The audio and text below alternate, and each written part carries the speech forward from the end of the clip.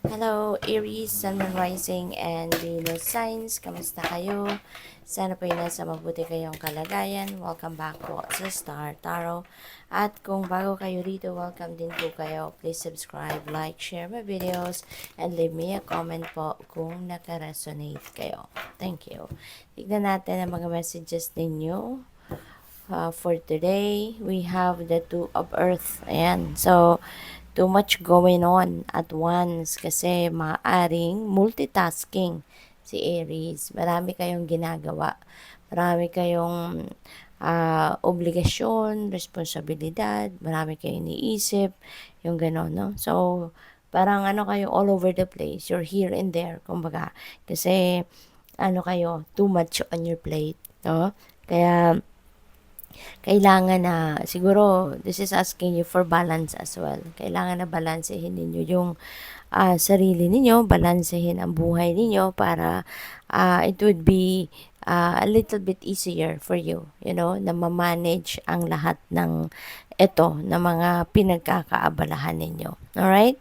And also, maaari na meron kayong decision making din na kinakaharap sa ngayon, and mas maganda if you are going to to not just think logically but also consult kayo sa inyong intuition para it would be easier, no? It would be easier for you na ma-solve kung ano man ang dapat na ma-solve dito. Okay? So, what else? We have the Eight of Fire. Events moving a fast pace. Ayan. So, may mga kaganapan dito, no, sa buhay ninyo na mabilisan, no, ang transition, mabilis ang progress, mabilis yung movement, yung ganon. Kaya kung ano man yung mga nagkaroon kayo ng mga delays in the past, mga nagkaroon kayo ng mga uh, yung bang yung mga nagkaroon kayo ng obstacles, mga ganon. Sa ngayon, that will be lifted na. Matatanggal na yan, maaalis na yan, ano? At saka, marami talaga kayong pagkakaabalahan. Marami talaga kayong kailangang gawin. So, dalawa lang naman kamay ninyo, 'di ba? Dalawa lang ang paa, kaya masyado kayong mapupwersa, 'di ba? Na as in talagang pagsabay-sabayin ang mga ginagawa. Kaya kailangan siguro dito na try ninyong mag-delegate, no, ng mga trabaho. Mag-delegate kayo, hingi kayo ng tulong from other people para na pwede naman ninyong i-delegate yung trabaho, 'di ba? Para naman may makatulong kayo. Okay? So, you also have Ace of Earth. Napakaganda nito. Kasi si Ace of Earth, this is a new beginning energy. And new beginning ito pagdating sa inyong kaperahan, sa inyong source of income, sa investments, yung mga ganon, This is the start of a new situation pagdating sa inyong kaperahan, This is the start of inflow of abundance and prosperity into your life. So, maganda kasi po pwedeng ang iba sa inyo dito magsisimula ng bagong trabaho, bagong karera, bagong business venture, investments, mga ganon. So, siguro, ano, uh, mayroong mga opportunities na dadating. No? May mga opportunities na dadating dito para dyan. Makapagsimula kayo ng mas maganda. No? Mas magaganda siguro yung mga opportunity na ito.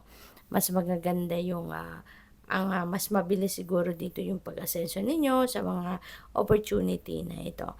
And also, be careful lang sa pag-review ng mga dokumento, pag-review ng mga contracts, mga ganon. So, kailangan na before you sign a paper, before you sign a document, talagang nabasa ninyo or binasa ninyo, para makasigurado kayo sa pinipirmahan ninyo. Okay? So, tignan natin kung ano pa ang mga mensahe para sa'yo today.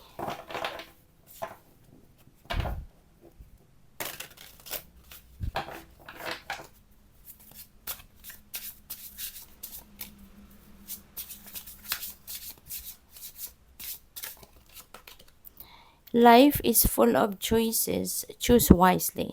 So make choices that bring you closer to becoming the best version of yourself. So saktong-sakto ito. Diba? Kasi sa Two of Earth, there is choices that you have to make. So, yun lang, reminder lang ito sa inyo na choose wisely. Okay?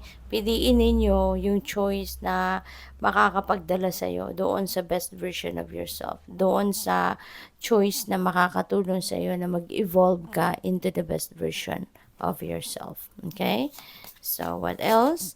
We have spent as much time with your loved ones as possible. It's time you'll never regret and time you'll never get back. Yan, napakagandang paalala ito sa inyo. Kasi, di ba nga, may kasabihan din na time is gold. Di ba?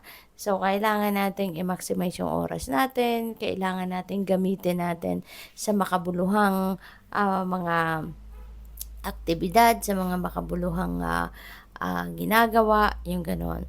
At isa na dyan, sa mga makabuluhan is yung pag-spend time ninyo sa inyong mga mahal sa buhay.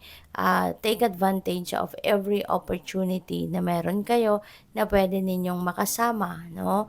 Makausap ang mga mahal ninyo sa buhay because life is full of surprises, diba? Life is very, is very mysterious. We don't know until when natin makakasama or makakausap ang mga mahal natin sa buhay. Kaya habang may pagkakataon ka na mag-spend time kayo with your loved ones, gawin nyo na. No?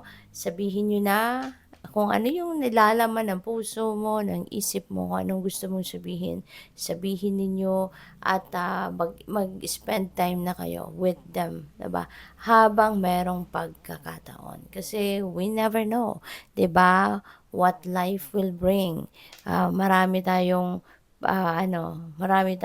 ginagawa at let's make time, 'di ba? For those important things and important people sa buhay natin, let's make time for them. Okay?